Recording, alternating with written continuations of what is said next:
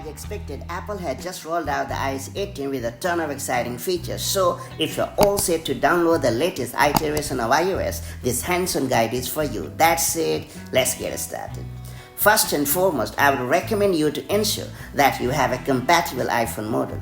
Note that the iOS 18 supports only iPhone XR or iPhone XS and later, so make sure you have a compatible iPhone model. After that, make sure to fully back up your iPhone. The latest backup will offer an extra layer of shield to your data. To do so, you have to connect your iPhone to your computer using a supported USB cable.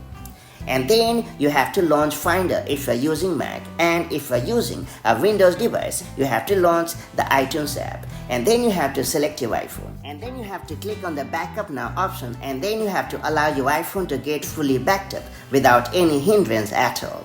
And once you have successfully backed up your iPhone, go to the Settings app and then select General.